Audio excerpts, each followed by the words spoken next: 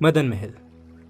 गौड़ राजा मदन सिंह ने मदन महल का निर्माण लगभग 1100 ईस्वी में करवाया था। ये किला शहर से लगभग 2 किलोमीटर दूर मदन महल की पहाड़ियों की चोटी पर स्थित है।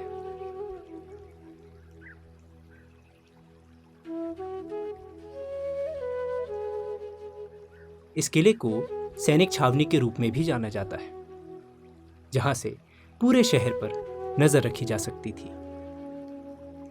मदन महल के बारे में एक कहानी बहुत प्रचलित है। कहा जाता है कि यहाँ पर 2 सोने की ईंटें गड़ी हुई हैं, जिन्हें आज तक कोई भी खोज नहीं सका। गढ़ा मंडला में आज भी एक कहावत बहुत प्रचलित है।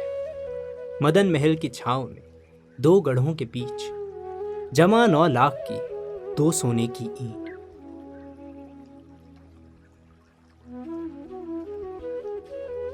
मदन महल के किले के बारे में बात हो और रानी दुर्गावती का नाम ना आए, ऐसा तो हो ही नहीं सकता।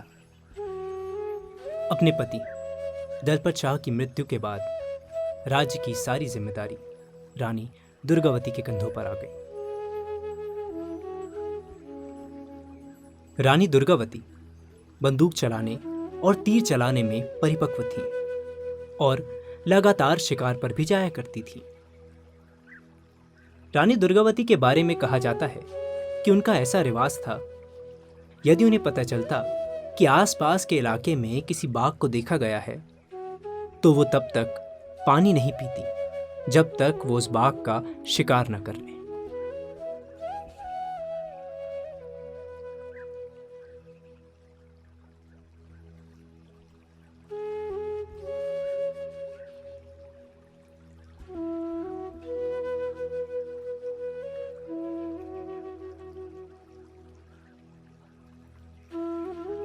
रानी दुर्गावती के पास एक विशाल और सुसज्जित सेना थी, जिसमें 20,000 घुड़सवार, 1,000 युद्ध हाथी और उनके साथ साथ अनगिनत पैदल सैनिक भी थे। रानी दुर्गावती ने अपने साहस के बल पर राजनीतिक एकीकरण को हासिल कर लिया था। इस किले के बारे में यह भी कहा जाता है कि यहाँ पर एक गुप्त सुरंग मिली थी, जिसे बाद में बंद कर दिया गया। बताया जाता है कि यह सुरंग मंडला तक जाती थी।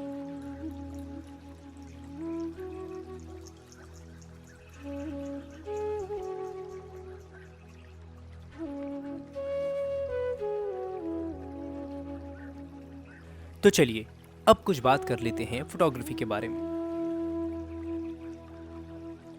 हरियाली से घिरा हुआ यह किला फोटोग्राफी के लिए बहुत ही आइडियल है।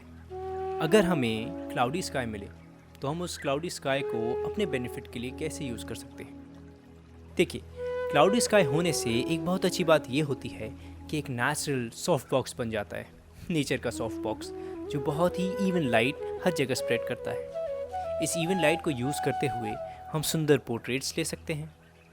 एक चीज़ का और यदि हम ध्यान रखेंगे कि हम अपने सब्जेक्ट को किसी ऐसे बैकग्राउंड के सामने खड़ा करें जिससे वो और भी खूबसूरत लगे, तो हमारा फोटोग्राफ और भी सुंदर हो सकता है। जैसे कि आप देख सकते हैं, मैंने मेरे सब्जेक्ट गार्गी को एक ऐसे लीव्स के बैकग्राउंड के सामने खड़ा किया है जो फोटोग्राफ में और भी अच्छा लगेगा।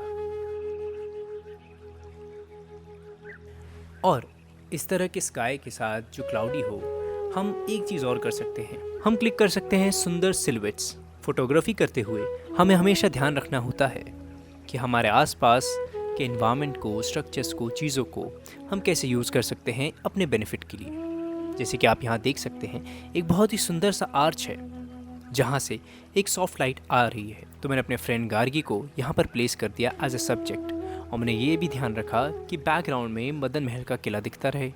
और एक अच्छी कंपोजिशन बनाते हुए मैंने एक फ़ोटोग्राफ क्लिक किया ब्लैक एंड वाइट में, जो एक अच्छा सिलुएट हो सकता है।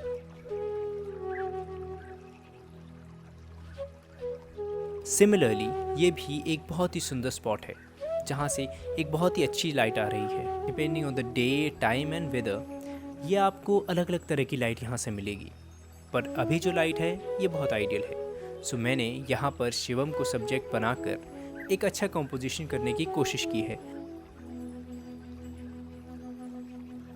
फोटोग्राफी करते हुए हम क्लाउड्स को भी अपनी कंपोजिशन में यूज़ कर सकते हैं।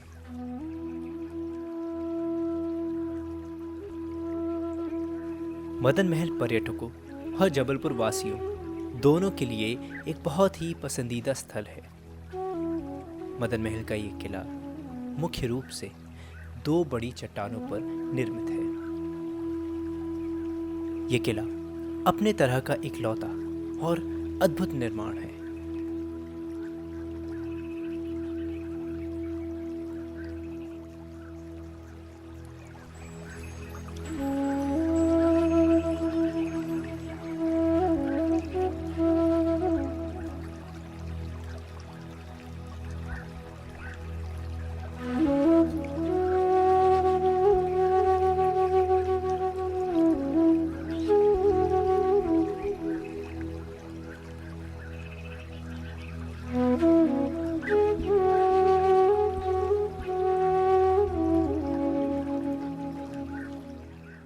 मदन महल का ये किला हमें आज भी रानी दुर्गावती की वीर गाथा की याद दिलाता है।